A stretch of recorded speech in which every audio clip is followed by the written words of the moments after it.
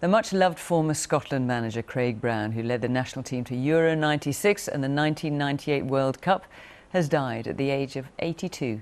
He was in charge for 70 games and remains the national team's longest-serving manager. Our Scotland sports correspondent Chris McLaughlin looks back on his career. He was the unassuming teacher with the enviable managerial record, a man who led Scotland to tournaments so often it became the norm. Before his days in coaching, a young Craig Brown played for Falkirk and Dundee, but a knee problem forced him from the pitch to the dugout. After 10 seasons as manager of Clyde, he joined the Scotland setup. First as assistant boss in 1986, he was to stay with the national setup until 2001, taking charge for 70 matches.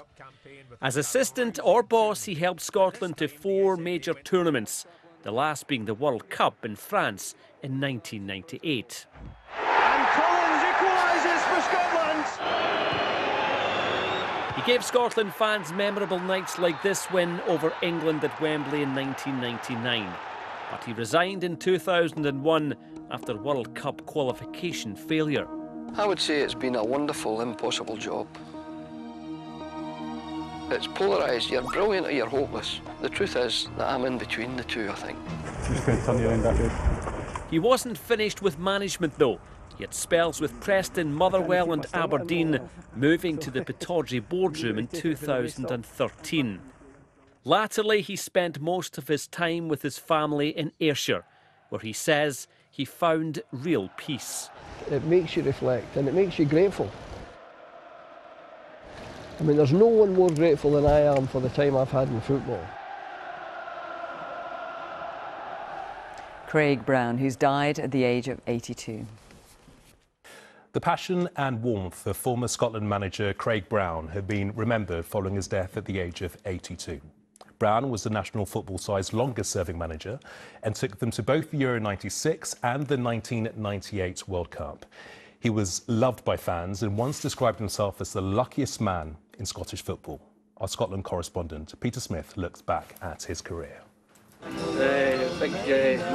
He is Scotland's longest-serving national team manager, and walking out to open the 1998 World Cup, the eyes of the planet were on Craig Brown's boys. He revealed later that it was his tactical decision to have his players walk out resplendent in tartan. One thing I was insistent upon was that they represented Scotland well, and the things that you can control are their dress, the singing of the anthem, things like that. You can't control a victory. Craig Brown's first tournament was Euro 96, a chance to shock the oldest rivals in their own backyard. How differently might he and his team have been remembered if this had gone in? But Scottish bad luck was soon eclipsed by England's brilliance. Wembley was wowed. The Scots were ultimately eliminated on goal difference. So near, so far, so Scottish. But in Craig Brown's era, tournament qualification was taken for granted, and so on to the France 98 World Cup, opening the tournament against Brazil, and there was a chance of the impossible. 1-1. But again, Scotland's hopes were cruelly crushed. It fell to Craig Brown to ensure there was no shame in defeat. I've had a lot of phone calls of football people, really knowledgeable people, complimenting the Scots. His last game against England at Wembley ended with typical glorious failure, an inspired 1-0 win, but an aggregate loss. He left the job after 8 years, and little did Scots know Craig Brown would be the last manager to take them to a World Cup until this day.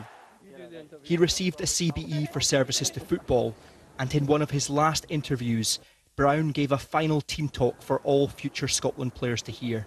You've got the opportunity to make so many people so happy. Don't give it up, don't lose it. Craig Brown stood at barely 5'9", but he was a giant of the game, and his mark on Scottish football is immeasurable. Dedicated, kind, quiet, but never a pushover. He died after a short illness, surrounded by close family. Remembering the life of former Scotland manager Craig Brown.